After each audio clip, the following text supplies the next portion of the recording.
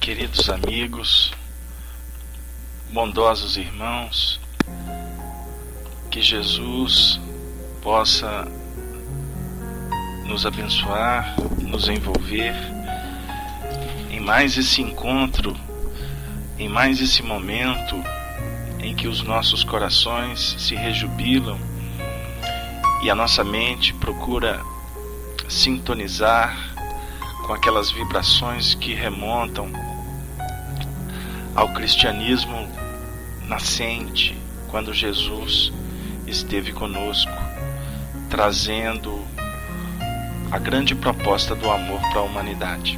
Nós trouxemos os tópicos e nós vamos tentar hoje concluir a terceira e última parte do estudo dos 10 mandamentos. Que Jesus possa nos abençoar. Então hoje, meus queridos irmãos da Rede Amigo Espírita, da Rádio Fraternidade, da Sala Falando Espiritismo na Rede Amiga, que possamos então estar juntos nessa sintonia do bem. Há 15 dias atrás, nós trouxemos considerações sobre o mandamento honrar o teu pai e a tua mãe, falamos um pouquinho do não matar, né, e o do não adulterás. Então hoje nós vamos iniciar as reflexões com a citação de Moisés, que está registrada no livro Êxodo, no capítulo 20, no versículo 15, que Allan Kardec lista para nós num belo estudo que está no primeiro capítulo do Evangelho segundo o Espiritismo, intitulado Não Vim Destruir a Lei. Não furtarás. Então vamos lá. Eu peço a ajuda de vocês. Nós selecionamos algumas reflexões, inclusive com a ajuda do nosso querido José Sobral, aqui de Belo Horizonte, e nós vamos tentar construir o pensamento em torno dessas reflexões. Hoje a linguagem policial até estabelece para nós uma diferença entre roubar e furtar. Roubar quer dizer subtrair, fazendo violência à pessoa ou coisa. Já no caso furtar, o verbo implica na subtração que se faz sem violência. Doutrinariamente falando, podemos considerar aqui que nos dois casos, o agente é culpado, porque ele está fugindo do cumprimento da lei. Se rouba, no caso, causará danos a terceiros ou coisas de propriedade alheia. Nesse caso, torna-se ainda mais culpado, ou seja, duplamente responsável, porque ele está subtraindo e causando também um processo de violência contra o semelhante. A lei define para nós que nós precisamos de respeitar a integridade física do semelhante, e principalmente no que lhe pertence. Na última hipótese, nós ficamos sobre a lei que regula a conservação e a destruição nesse planeta. Ponto capital do Livro dos Espíritos. No caso da disposição do Decálogo, não diz respeito apenas a objetos. Traz para nós reflexões que definem maiores implicações. Aí foi quando nós construímos as seguintes reflexões. Porque nós podemos furtar, por exemplo, uma ideia, apropriar-se do pensamento alheio. Costumamos a falar que nós, quando fazemos um estudo doutrinário, nós somos cuidadosos em citar sempre as fontes, não é? Devemos, portanto, mencionar a origem. Por quê? Além de favorecer ao estudioso que está acompanhando as reflexões, no intuito de induzi-lo a buscar nas mesmas fontes a confirmação do que está sendo dito, porque nós não podemos trabalhar apenas com com a nossa forma de ver, doutrinariamente nós temos um compromisso com o Espírito de verdade, trazer o pensamento dele. Lógico que a gente oferece o nosso contributo, o nosso colorido, mas não podemos abrir mão de citar as fontes, não é mesmo? Para dizer assim, esse pensamento não é meu. Por quê? Trabalhar em cima de um pensamento de um terceiro é um tipo de furto. Pode ser considerado, por exemplo, na lei como até um plágio, não é mesmo? Nós podemos também furtar a oportunidade de aprendizado por parte de terceiros. Ou seja, nós podemos criar impedimento para que um terceiro cresça, que ele se melhore. Isso é um tipo de furto. E nós muitas vezes cometemos esses furtos nas nossas ações mais simples, que podem inclusive construir painéis sombrios. Por exemplo, nós podemos dar maus exemplos. Dar maus exemplos, de alguma forma, é tirar a oportunidade daquele que convive conosco de aprender mais um pouco. Ou mesmo desviá-lo da oportunidade de crescer, de se melhorar, tanto nos aspectos morais, éticos, sociais, como também nas questões espirituais. Quando nós ocupamos aquela posição, vamos dizer assim, entre aspas, de superiores, quando eu falo isso, a gente fala com cuidado, porque muitas vezes nós convivemos com algum coração que ele pode estar eminentemente num determinado assunto numa condição de inferioridade, porque ele desconhece. Então, quando nós percebemos isso, nós temos que trabalhar de forma a oferecer o melhor para que ele se aprimore. Se nós temos essa consciência e não operamos assim, nós estamos furtando a oportunidade. Primeiro, a oportunidade dele de se engrandecer, como também até matando a oportunidade de nós sermos agentes do bem. Nós podemos, por exemplo, também furtar o otimismo de alguém quando nós localizamos as nossas atitudes nas raias do pessimismo. Vocês estão de acordo com o pensamento? Quantas pessoas caminham entre nós, para não dizer nós mesmos, que ao deparar com um companheiro no trabalho, na via pública, no lar, na instituição espírita, a gente já logo entra naquele patamar de dizer que está fazendo frio. Mas que frio que ninguém aguenta. Meu Deus, que calor. A dizer que está tudo difícil, que nós estamos, por exemplo, o governo está com problema, os políticos estão fazendo isso, fazendo aquilo, e do outro lado a gente não percebe que tem um coração que pode estar numa situação que na realidade ele precisa de estímulo, que ele já está vibrando nas raias do descrédito. E a gente muitas vezes opera tirando a possibilidade dele de ver mais além. Você, por exemplo, vai fazer uma visita a uma pessoa que está no hospital, você tem que levar para ela otimismo. Ah, você acha que eu vou melhorar? Lógico que ela vai melhorar, por mais que o diagnóstico seja o diagnóstico seja dos mais difíceis. Nós devemos ter esses cuidados para que efetivamente a gente não traga situações adversas para o semelhante. Então o otimismo é uma dos pontos mais importantes que o Evangelho nos oferece. Não é isso, Pedrinho? Essas reflexões nós temos que fazer o tempo todo. Por isso é que eu costumo trabalhar assim com os meus amigos na casa espírita.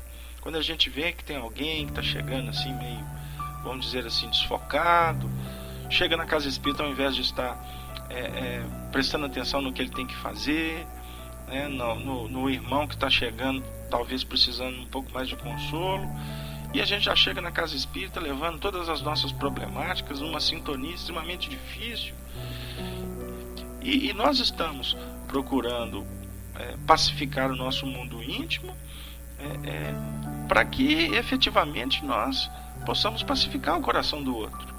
E você não vai ser otimista vivendo uma guerra interior. Então o Bausch está trazendo uma frase extremamente importante, que somos egoístas quanto aos nossos sentimentos, não é? A Márcia já está relembrando sobre a importância de acolher bem nas casas espíritas. Nós estamos aqui agora nessa sala, num processo de troca carinhosa de experiências, mas também estamos fazendo um trabalho aqui de acolhimento, não estamos? Nós estamos recebendo a todos que estão adentrando na sala. Nós temos que acolher bem todos que estão nesse momento intercambiando ideias conosco, por mais que possamos ter na sala alguém que possa estar divergindo aí de uma forma muito clara, e ele tem todo o direito de divergir, de não aceitar, porque a doutrina espírita é uma doutrina de reflexão, é de livre pensamento, obviamente dentro dos patamares do respeito, do equilíbrio e ao mesmo tempo da tolerância entre nós mesmos, né? Então a confiança, nós não podemos furtar do semelhante, porque quando você furta a confiança, você está na realidade estabelecendo qual o sentimento no coração do semelhante? A dúvida, não é? E a gente pode até brincar dizendo, não tenha dúvida disso, não é? Aí a pessoa chega e o que você acha que eu devo fazer? Quando ela já faz a pergunta, ela já está trazendo para nós muitos conflitos, e você vai o quê? Ainda furtar dela a possibilidade dela entrar numa outra fenda positiva, numa sintonia mais elevada com os amigos espirituais? Então devemos ser cuidadosos para não furtar a possibilidade do indivíduo entrar numa boa sintonia. Devemos calar os nossos sofrimentos, as nossas angústias, quando estamos diante do semelhante, que pode estar numa condição pior do que a nossa, ou de repente até igual.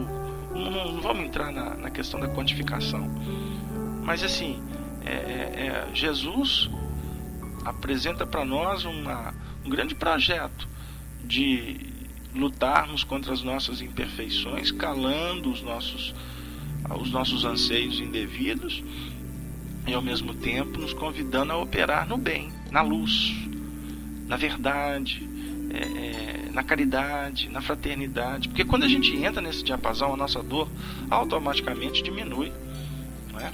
O irmão Sol está dizendo assim, que nós podemos salvar uma vida. Humberto de Campos nos traz tantas histórias, através de Chico, né, sobre comportamentos que o indivíduo nem sempre mensura, e por conta de uma frase ele pode estar tirando o indivíduo do suicídio, né? Ele pode estar trazendo para o coração uma oportunidade singela de ver a outra faceta da vida, né? A nossa companheira está dizendo que teve uma grata chance de ajudar quem estava pensando em abortar. Uma fala nossa, meus amigos, uma reflexão, uma sala como essa, aonde o respeito e o desejo do bem vibra no imo do nosso coração, nós podemos estar recebendo um coração aqui que pode estar em vias de cometer esse abuso contra si mesmo, contra o semelhante, através do aborto, e de repente numa fala de esperança, né, de consolação, nós estaremos, ao invés de furtar dela a possibilidade da confiança, nós já estabelecemos um projeto que afiança para ela uma vitória, não é mesmo? A Chanri está falando sobre o mandamento não roubar, né? Então é nesse sentido, né? O furto aqui, ele está dentro exatamente desse procedimento das questões psicológicas e espirituais. Porque nós podemos furtar o quê? A paz. Como que nós podemos furtar a paz? Quando nós incentivamos o quê? O litígio, a briga, a guerra. A pessoa chega e vem falar do outro. Aí nós podemos virar para ela e falar muito bem, realmente essa pessoa é isso mesmo. Nós estamos tirando dela a oportunidade de ela ver um outro lado. E muitas vezes nós fazemos isso. Nós fazemos isso inconscientemente, em sociedade. O Pedrinho está falando, qual a solução para a educação do ser humano e o seu pronto restabelecimento para que ele não cometa mais o crime? Meu querido, Kardec, na questão 625 do Livro dos Espíritos, no comentário, ele define para nós que a educação é uma arte.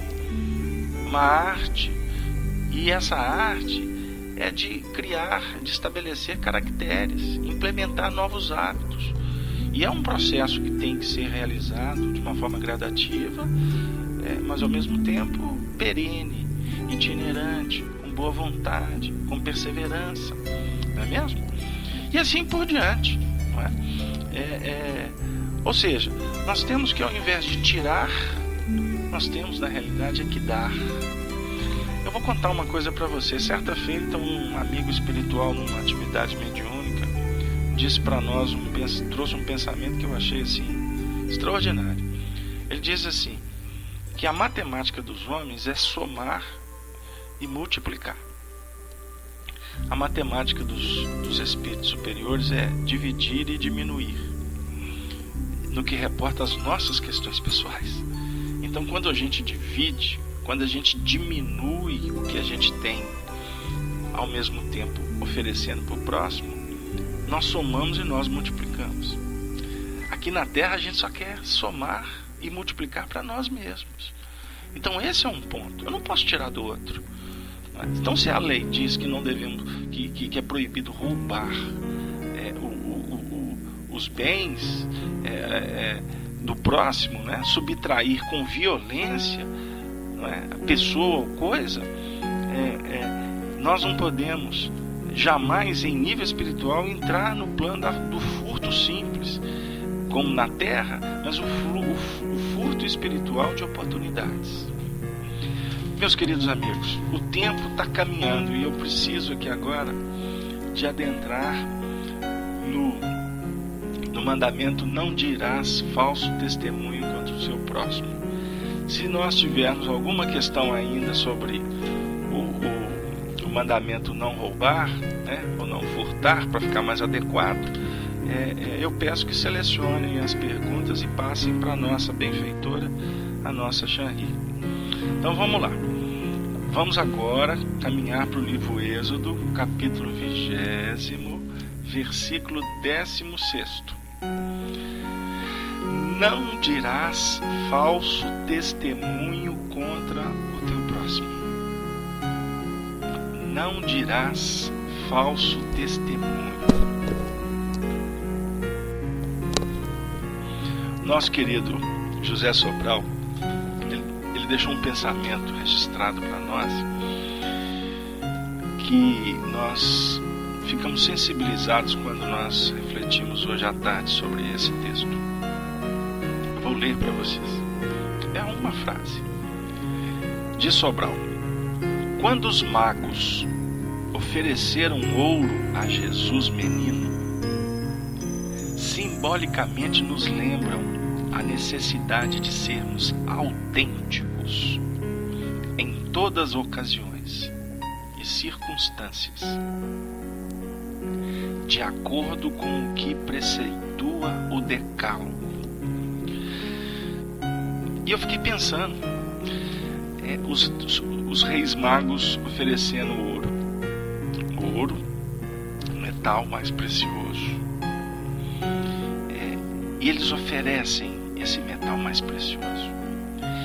E aqui nesse contexto aqui, é óbvio que ele pode ter N vertentes de interpretação, porque o Evangelho não fecha, o Evangelho abre, Mas nesse conteúdo aqui, o ouro aqui para nós está sendo utilizado como um simbolismo da verdade.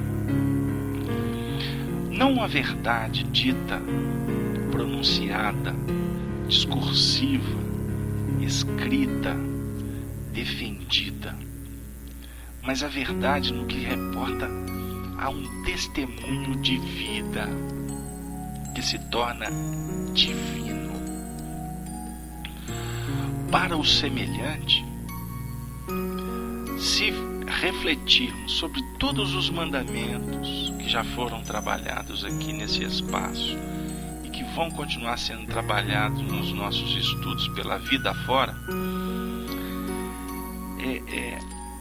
todos os mandamentos, eles de alguma forma, eles trazem para nós uma indução, uma inspiração para que a gente se projete no que reporta aos valores espirituais que trazem na sua essência o conteúdo da ética, da moral, da verdade. Portanto, os magos aqui simbolizam os sábios que vão procurar Jesus menino, porque intuitivamente eles perceberam que chegou o momento. Historicamente, os profetas anunciavam a vinda do Messias. Nós sabemos espiritualmente, conforme o relato que chega do mundo espiritual através de tantos médiuns abalizados, que a vinda de Jesus aqui foi um marco em que o mundo espiritual foi extremamente saneado.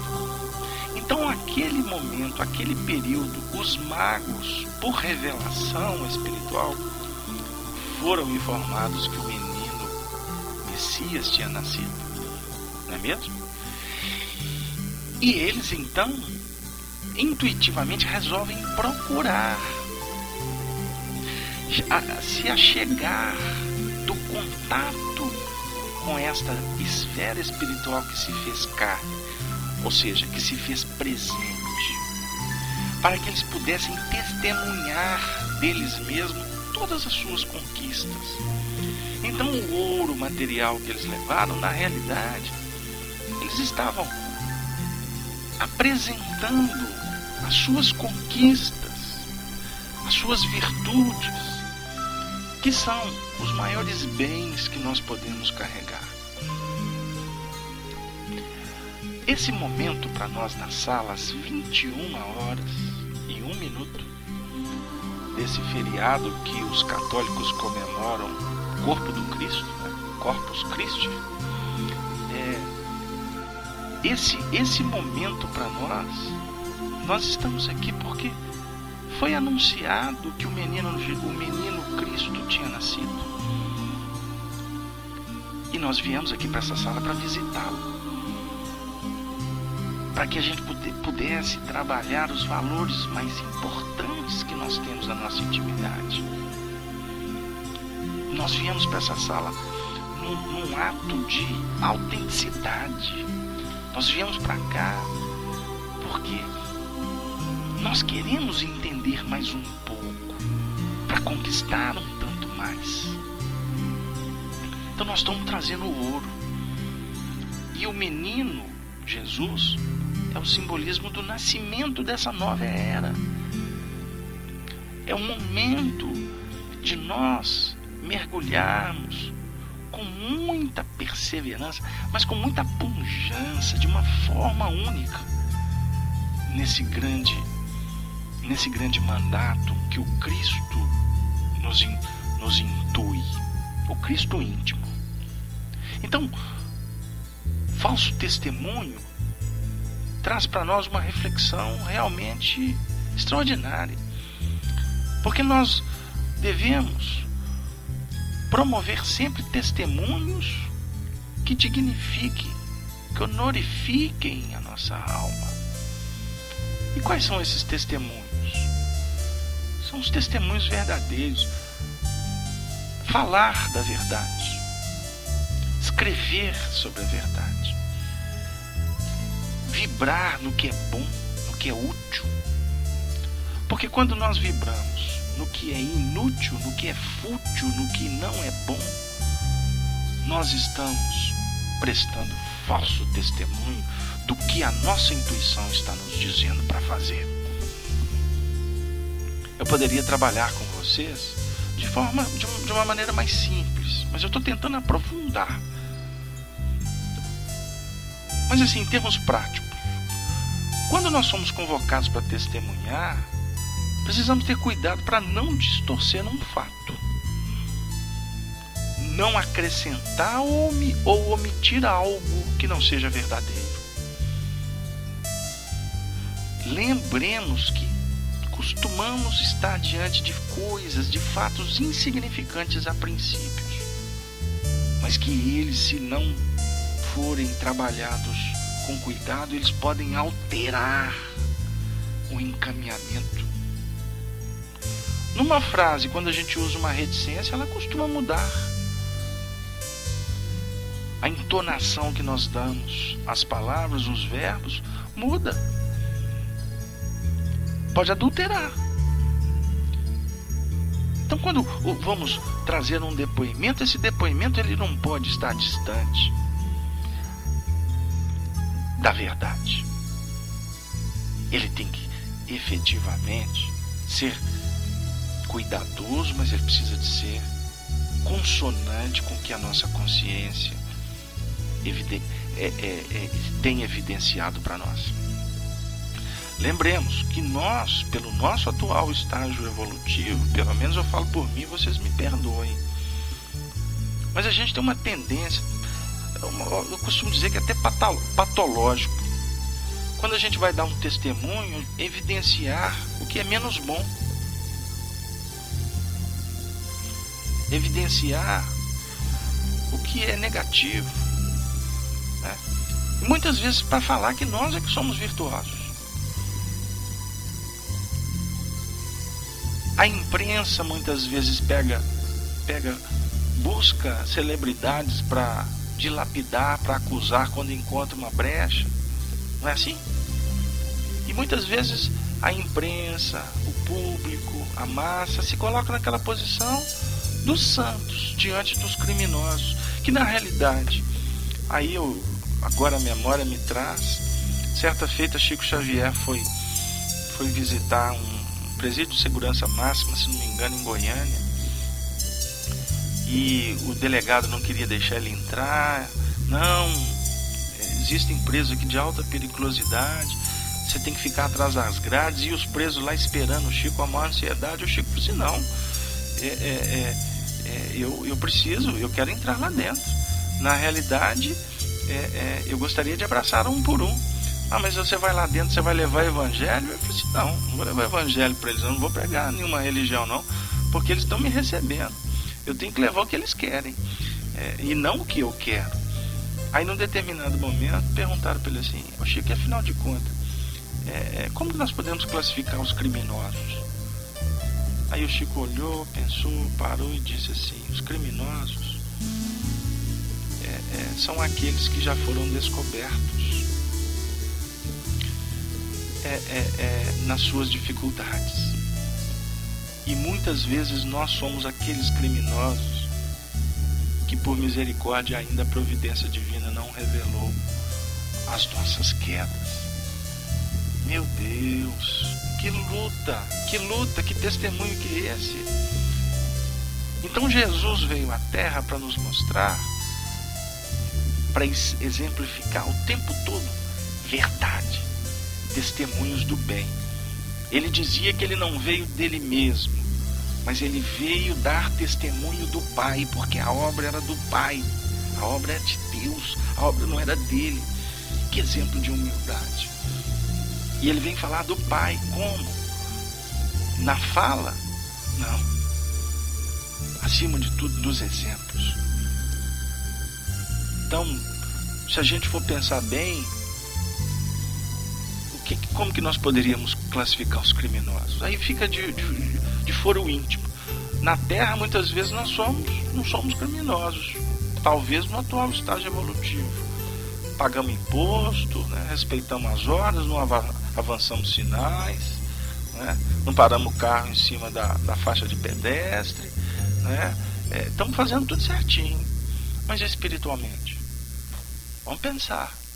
Espiritualmente. Na lei dos homens nós podemos estar corretos, éticos. E na lei divina? Esse é o ponto. Não é? A nossa Tina de São Paulo está dizendo assim: Beto Costa, trabalhei como assistente social em penitenciárias. Quanta dor, quanta expiação, revolta, medo, doença. Ô minha irmã, e é mesmo. Tanto que quando Chico, nos seus eufemismos, inspirados por Emmanuel, quando ele se referiu, ele iria fazer alguma colocação que envolvesse os presídios, ele colocava como núcleos de reeducação, né? Casas de Deus.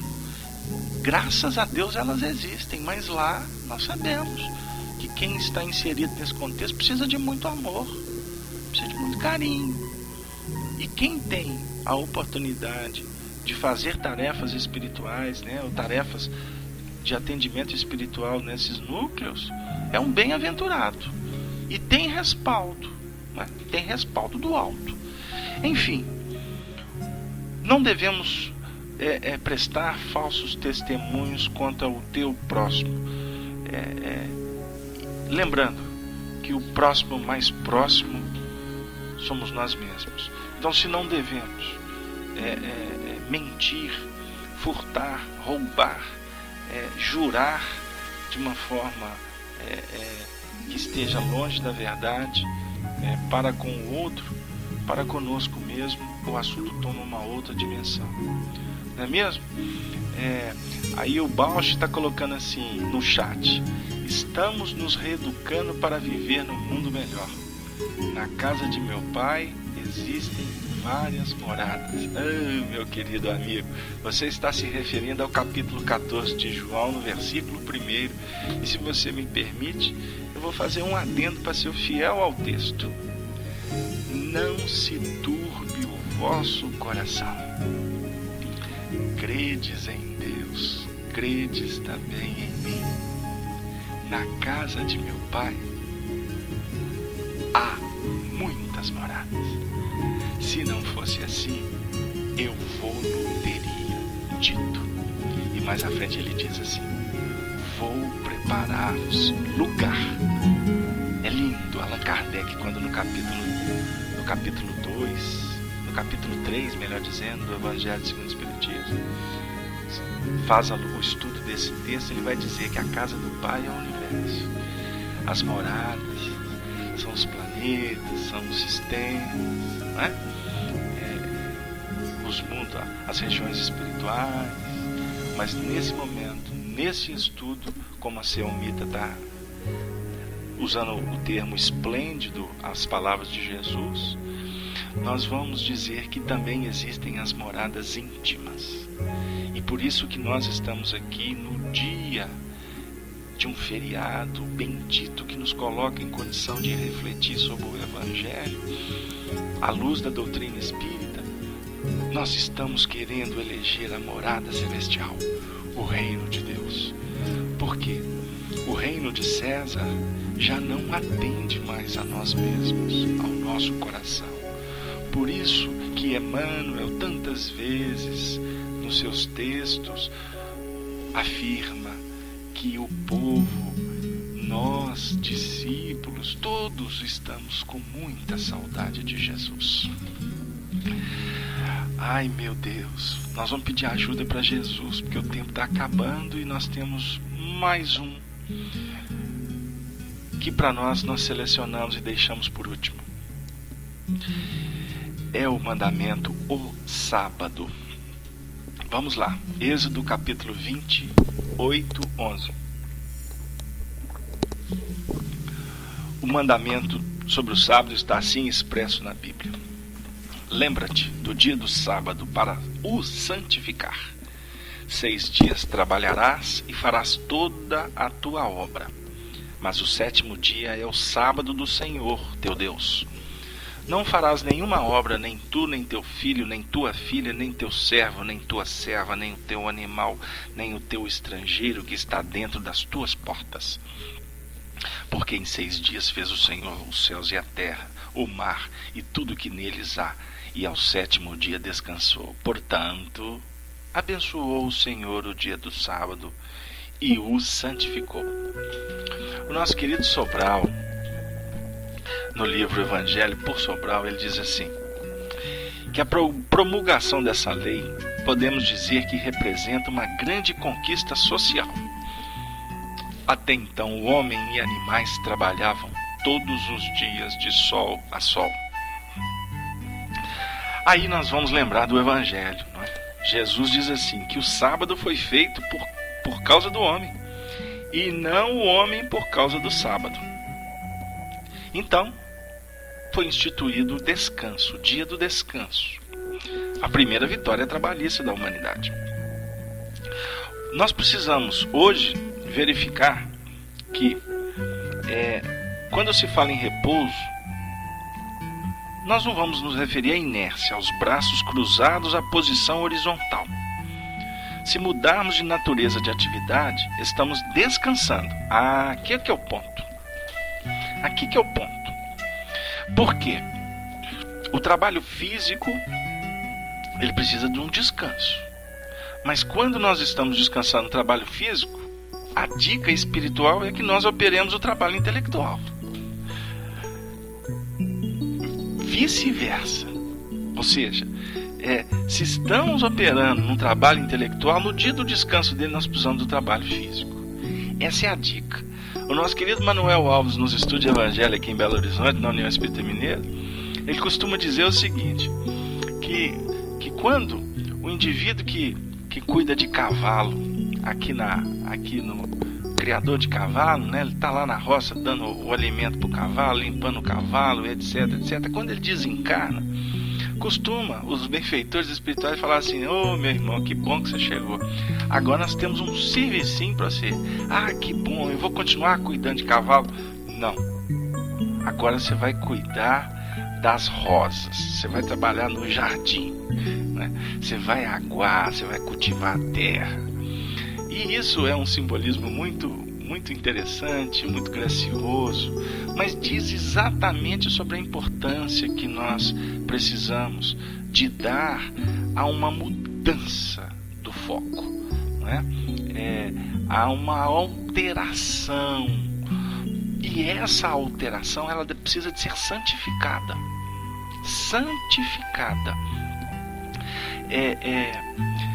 Só que nós precisamos também observar o seguinte, né? Que no sábado, agora trabalhando em nível prático, devemos eleger o sábado, por exemplo, se nós durante a semana não temos tempo, o nosso trabalho nos consome, família nos consome, o sábado deve ser trabalhado de sorte a, por exemplo, investirmos numa atividade intelectual, um estudo, visitar a família, o entretenimento.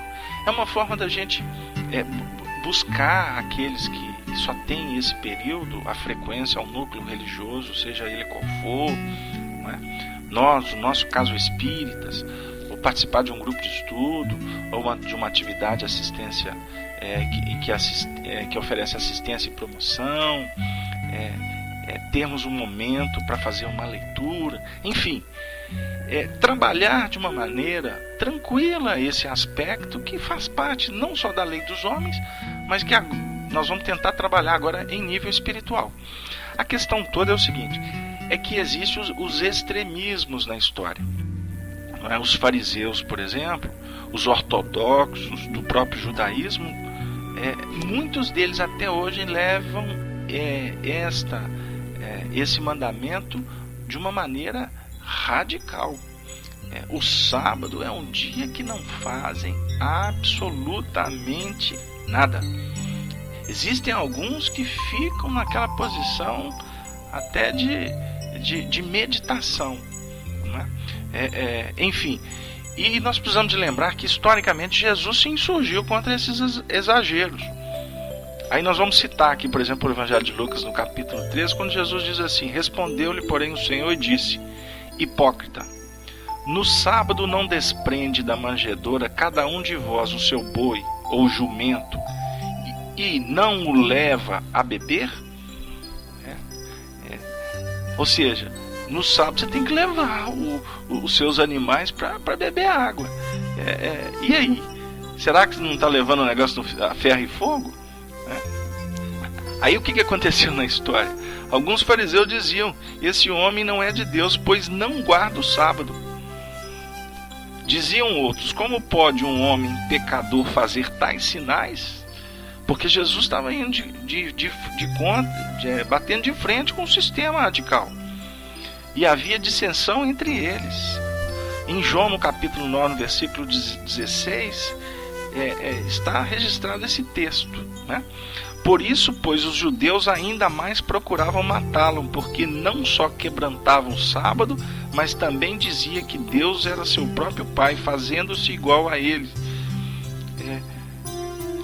E na realidade eles não estavam entendendo o que Jesus não estava efetivamente dizendo que Moisés trouxe um mandamento equivocado.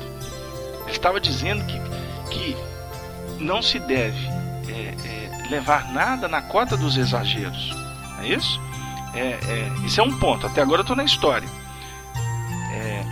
Quando, por exemplo, Jesus operou uma cura no sábado, e ele foi questionado pelos judeus fanáticos, Jesus disse assim: é lícito no sábado fazer o bem ou fazer o mal? Salvar a vida ou matar? Com essa indagação, os fariseus que se encontravam com ele silenciaram, porque ele estava falando em fazer o bem. Não é isso? Agora, só um detalhe histórico, né? É uma dúvida natural que surge nos estudos. Jesus ressuscitou no domingo. E foi esse o motivo que as igrejas trocaram o dia do sábado pelo dia do domingo. Lembrando que alguns religiosos, o dia que é guardado ainda é o dia do sábado. Aqui no Brasil, algumas seitas, algumas doutrinas trabalham assim. Para nós espíritas, eu estou tentando acelerar, vocês me perdoem, mas o tempo está realmente findando.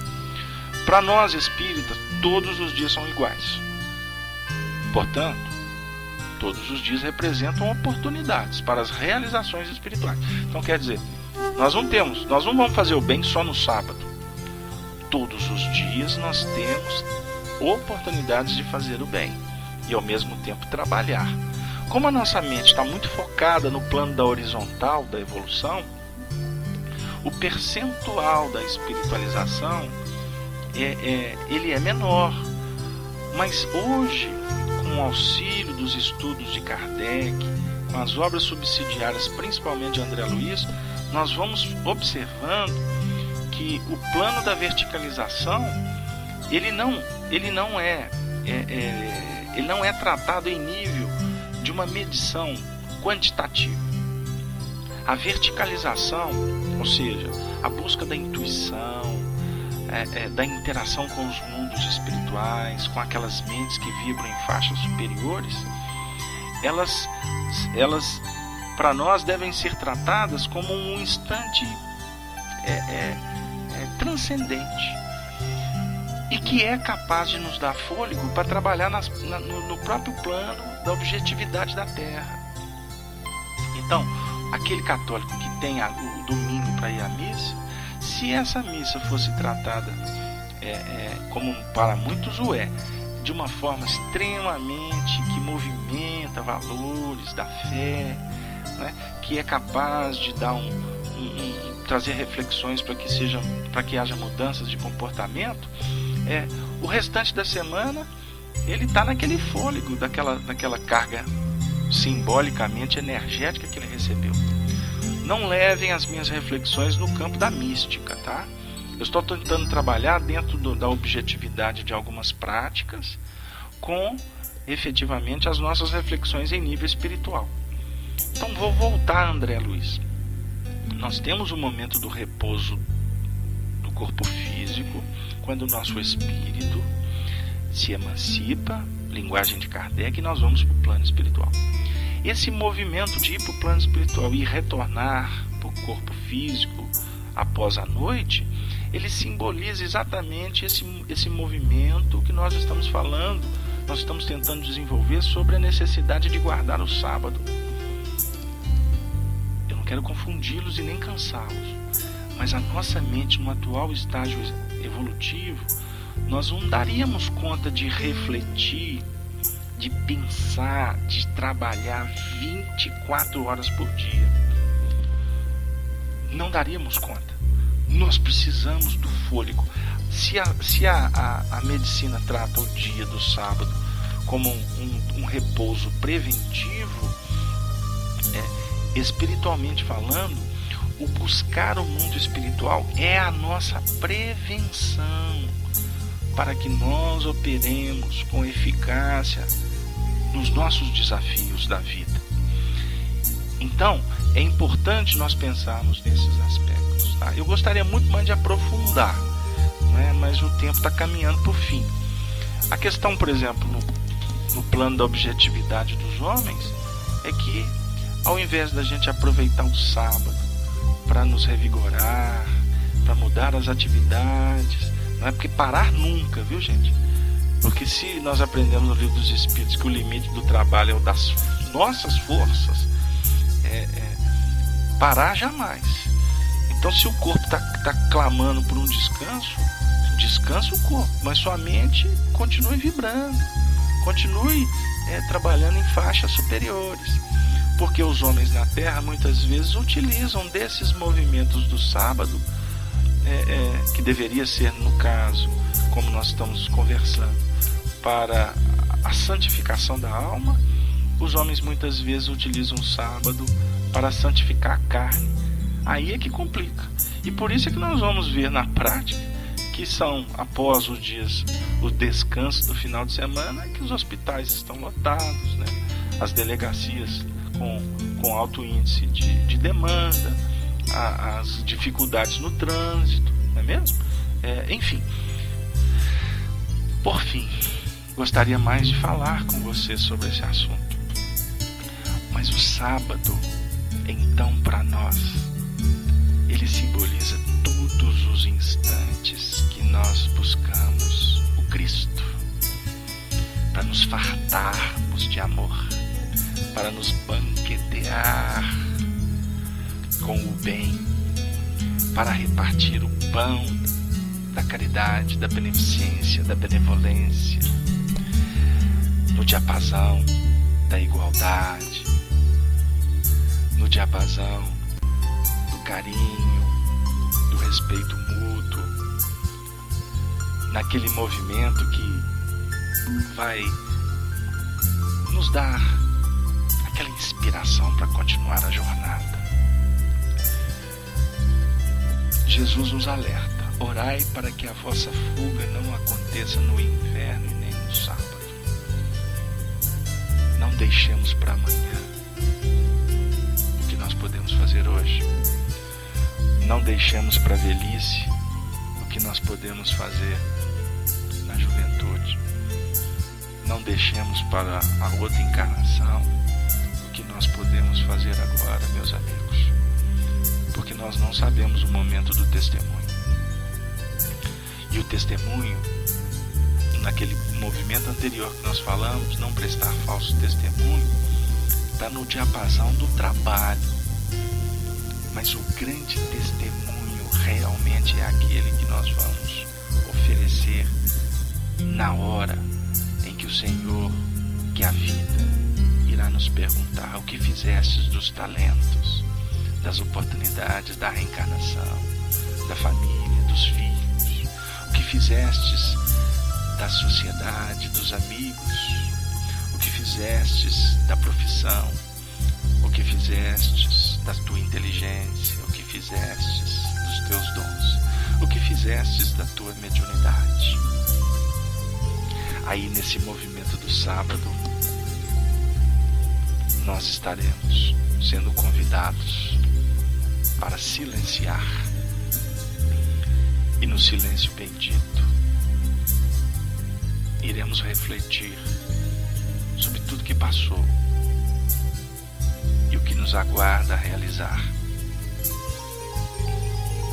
Assim, a nossa fala, com muito carinho, com muito agradecimento no coração por ter vocês nos acompanhado, nós vamos silenciar a nossa voz para escutar uma melodia do silêncio. E essa melodia do silêncio, quem vai trazer para nós é o espírito Meimei. Essa benfeitora, essa amiga, que com tanto carinho tem cuidado, tem tratado dessas ovelhas que estamos distantes do pastor que é Jesus. Afirma Meimei através de Chico: repara a melodia do silêncio nas criações divinas. No céu, tudo é harmonia sem ostentação de força. O sol brilhando sem ruído, os mundos em movimento sem desordem, as constelações refulgindo sem ofuscar-nos. E, na terra, tudo assinala a música do silêncio, exaltando o amor infinito de Deus. A semente germinando sem bulício,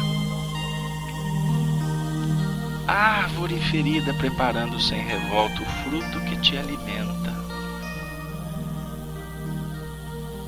A água que hoje se oculta no coração da fonte para descedentar-te amanhã.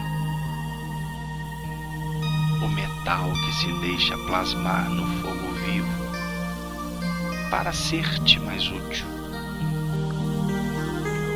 O vaso que te obedece sem refutar-te as ordens. Que palavras articuladas lhes definiriam a grandeza? É por isso que o Senhor também nos socorre, através das circunstâncias que nos falam, por intermédio do tempo. O sábio mudo. Não quebres a melodia do silêncio, onde tua frase soaria em desacordo com a lei de amor que nos governa o caminho. Admira cada estrela na luz que lhe é própria. Aproveita cada ribeiro em seu nível. Estende os braços a cada criatura, dentro da verdade que lhe corresponda à compreensão. Discute aprendendo, mas, porque desejes aprender, não precisas ferir.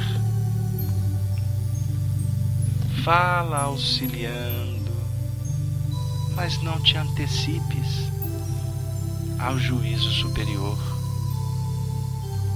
veiculando o verbo à maneira do azorrague inconsciente e impiedoso. Não saiba tua mão esquerda o que te deu a direita. Disse-nos o Senhor: auxilia sem barulho onde passes. Recorda a ilimitada paciência do Pai Celestial para com as nossas próprias faltas, e ajudemos, sem alarde, ao companheiro da romagem terrestre que, muitas vezes, apenas aguarda o socorro de nosso silêncio, a fim de elevar-se à comunhão com Deus.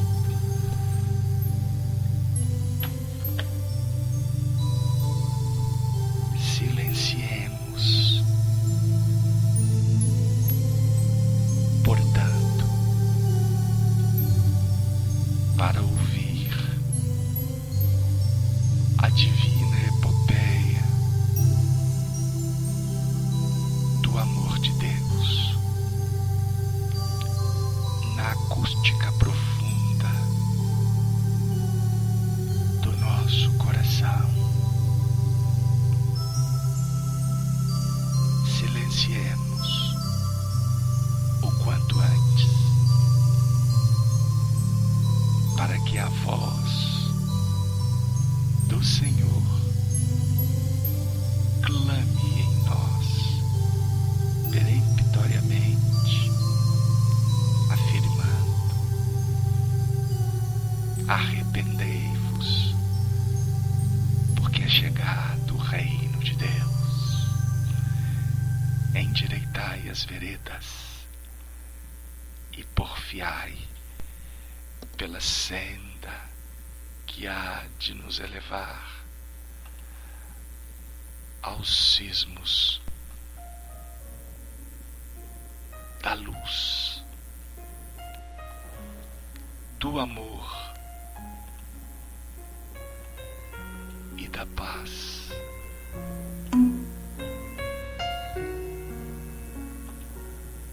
Paz desejamos a todos os amigos e irmãos, os benfeitores de todos os instantes desse espaço falando o Espiritismo, na rede amigo, na rede da fraternidade, na rede do Evangelho que o Senhor tem utilizado para pescar almas, homens e as flores da virtude. Silenciamos a nossa